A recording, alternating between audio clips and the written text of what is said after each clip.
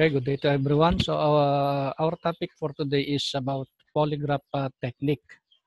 So generally, polygraph examination is used as an investigative aid or technical aid in the investigative process, and it is also used to verify if the statement of the victims or complainant and also establish the credibility of the witnesses, evaluates the truthfulness of the suspects, and it is also used for pre-employment screening and loyalty check of personnel.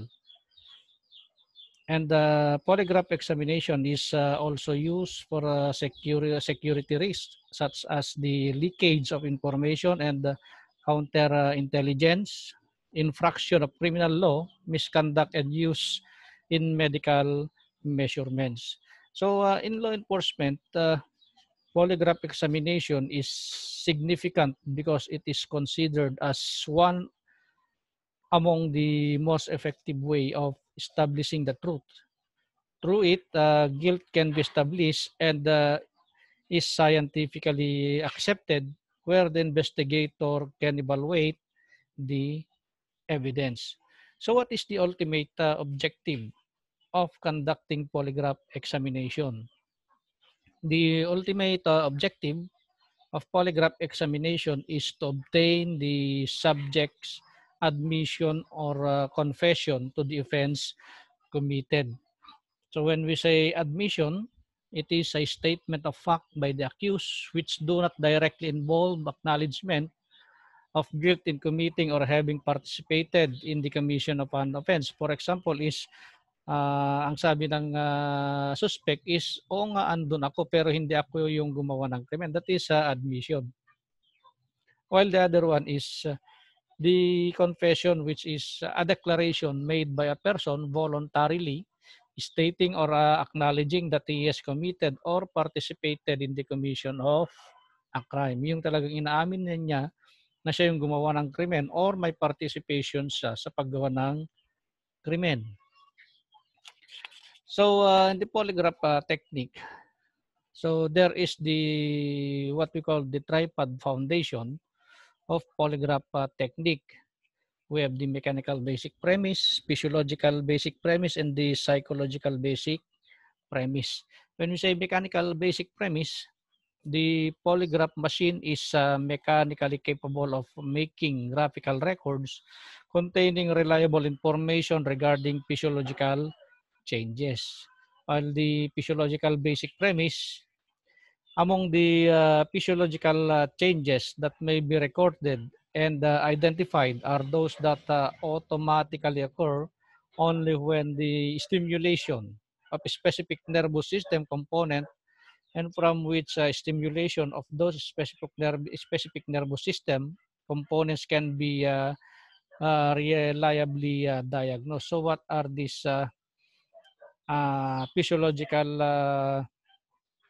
responses that automatically occur, okay, like the heartbeat, the breathing. So those are the example of physiological responses. And the other one is the psychological basic premise. Under the polygraph leg premise, the specific nervous system component whose stimulation can thus be diagnosed are so stimulated by the involuntary mental and emotional processes of the individual who is consciously attempting concealment of deception, especially if the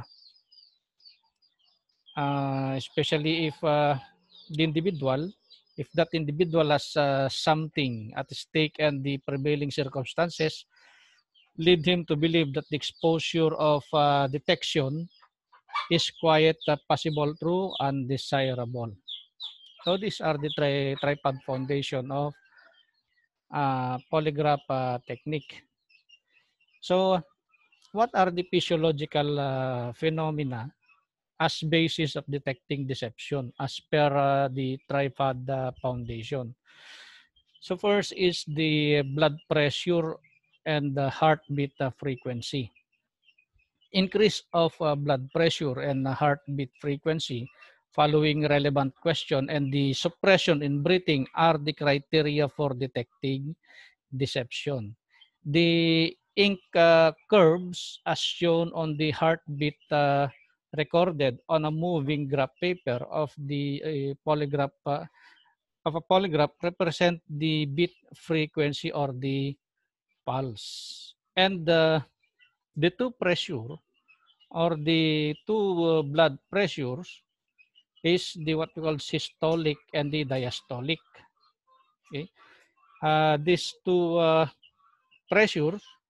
Okay, when we say systolic or the high pressure, this exists when the heart is contracted and the valves are open with the blood rushing into the arteries, and while the diastolic or the low pressure, this exists when the when the valves are closed and the heart is relaxed. So take note that the normal blood pressure is 120 over 80. So the heart is an automatic organ that continues to beat even when removed from the body, of provided with the proper blood. The rate and force of the heartbeat is regulated by two set of nerves. What is this two set of nerves that regulates the heartbeat? We have the sympathetic set and we have the cranial autonomic system. So the sympathetic set is it accelerate the beat, yung pinapabilis niya yung heartbeat natin, while the cranial is which retard the beat, pinapabagal. Okay? It is also known as adrenaline. Okay? When you say adrenaline, a certain hormone that increases the heartbeat frequency. The other physiological phenomena is the breathing as a means of detecting deception. So breathing consists of two steps. We have the inspiration or the inhalation, or yung tawag nating inhale. Okay, when we say inhale, it is caused by the contraction of the diaphragm and expansion of the chest cavity. Those result in the air rushing into the lungs, while the other one is the expiration or the exhalation or the exhale. It is caused by relaxation of the diaphragm and contraction of the chest cavity, resulting in the air rushing out of the lungs. So take note that there are circumstances that affects the breathing rates. So what are these circumstances that affects the breathing rate? One is the muscular exercise, or the, for example, is muscle movement or jogging. Okay, anticipation of muscular exercise. Okay, you are thinking to perform heavy work. Okay, another one is recalling mental emotional experience. Yung mga naaalala mo yung mga emotional na napagdaanan. Mental activity, for example, gumagawa ka ng mga assignment na mahirap, mental activity. Anxious expectancy, shock, and surprise. So, another physiological phenomena is the electrodermal response. Okay. When we say electrodermal response, this is the most current popular name for the human body phenomenon in which the body, mainly the skin, changes resistance electrically upon the application of certain external stimuli. So this electrodermal response consists of two categories. What are these two categories of electrodermal response? We have the normal response and the abnormal response. So these are the example of abnormal responses. We have the machine fright response. When we say machine fright response, it is the interference abnormal response that originates in the step 2 or the fright to the machine okay, of the reaction chain or situational fright. This machine fright appears on the first question or so and no longer appears throughout the test. Another one is the physical movement response, interfering response caused by voluntary physical movement by the subject during the light test, and this physical movement response is found between the steps 4 and 5 of the reaction chain. So the result of such physical movement causes physiological or the muscle changes to take place within the body that shows up electrodermal response. Another one is the outside interference response, interfering response originating in step 1 of the reaction chain in the form of unwanted auditory or stimuli, like the slamming of the door or the ringing of a telephone or a cough or sneeze by spectators in the room, or any unusual noise to which the subject is not accustomed at the location will usually produce outside interference response. Yung may mga naririnig siya, okay, that will cause outside interference response.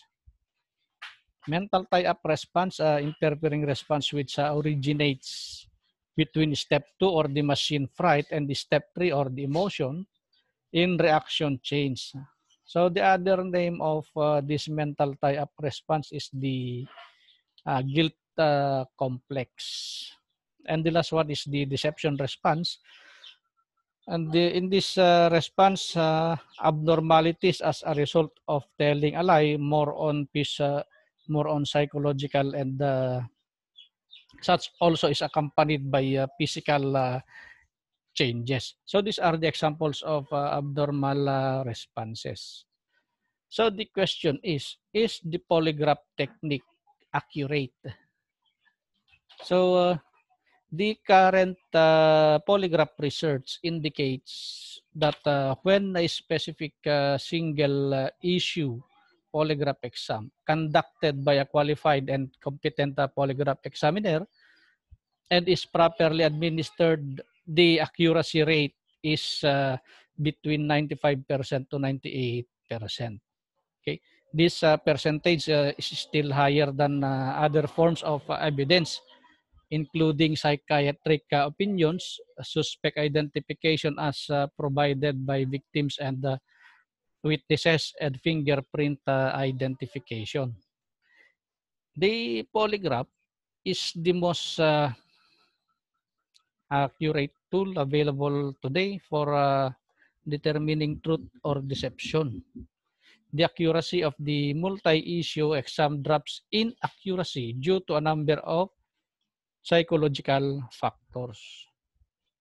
These statistics do not include the inconclusive test result in which no opinion of truth or deception can be made from the physiological data collected on the polygraph charts. So the technique itself and the result of the polygraph examination has been a source of unending question. But however, practitioners have agreed that the accuracy of the polygraph result is high depending upon the factors that affect it.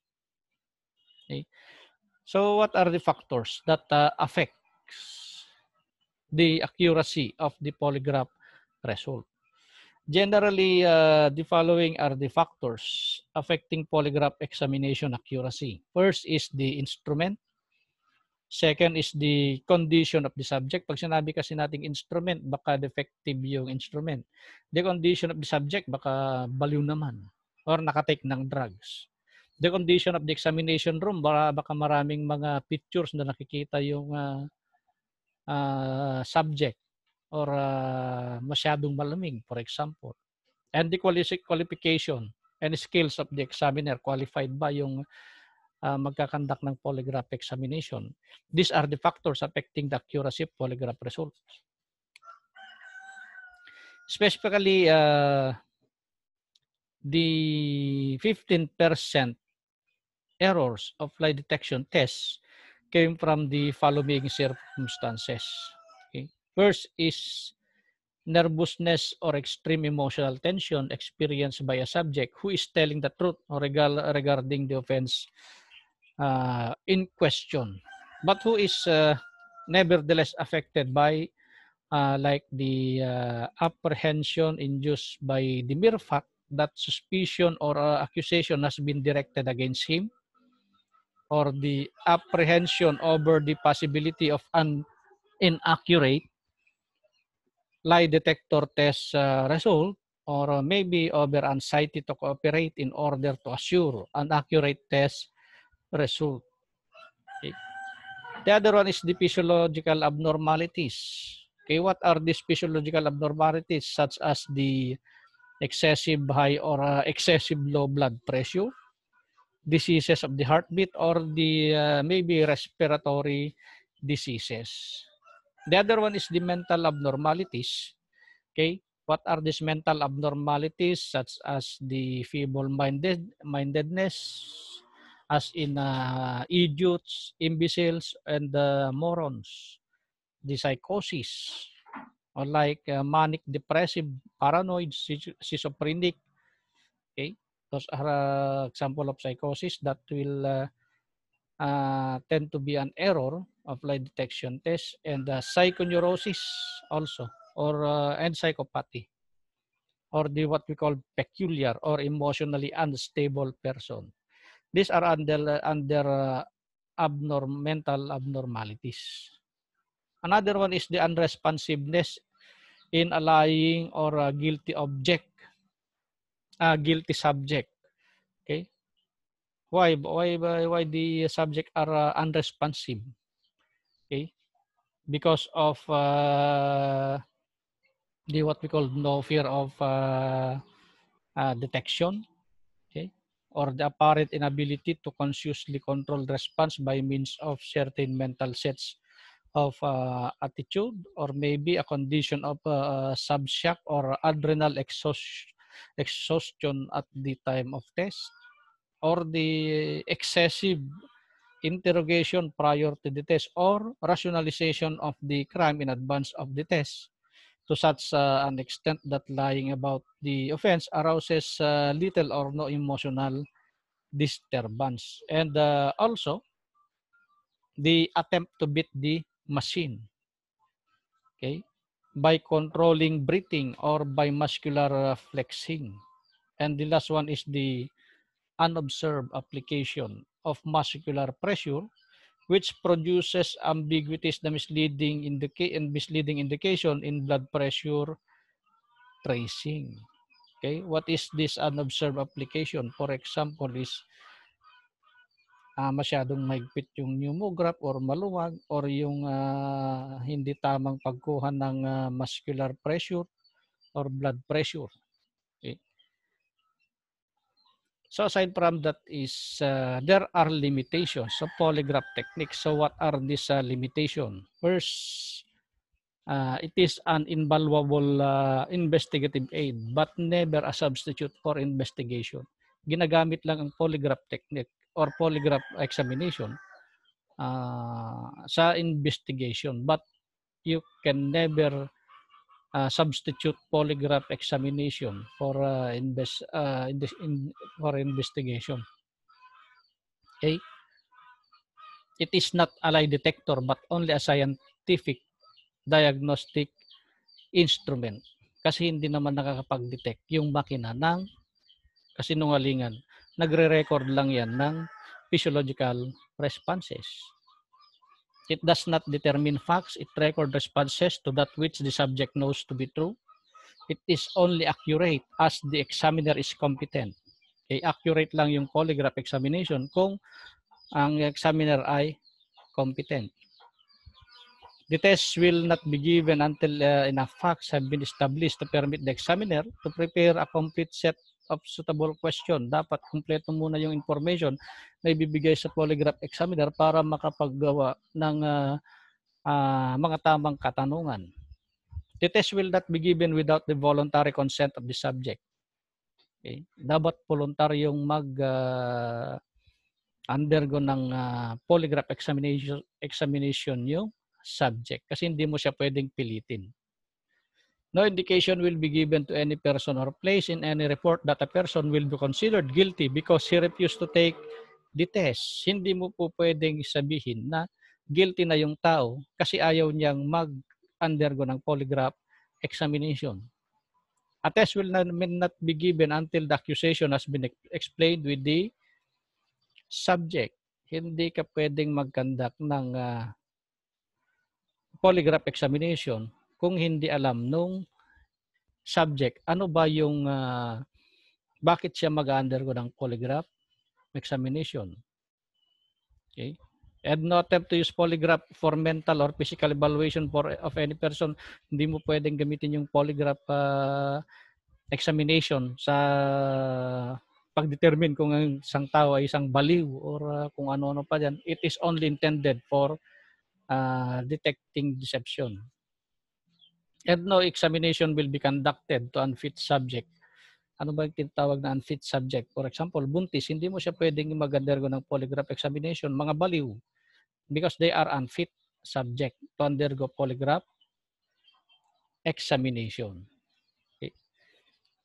So what are the barriers to the polygraph examination? So there are instances where it is impossible to make an analysis of polygraph test because of the following. Number one is pathological liar. When we say pathological liar, a person who cannot determine right and wrong. Mental cases. Okay? Persons under the influence of intoxicating liquor. Narcotics-related cases and the various heart and other organic troubles. So these are the barriers of polygraph examination. And that's all. And thank you and God bless.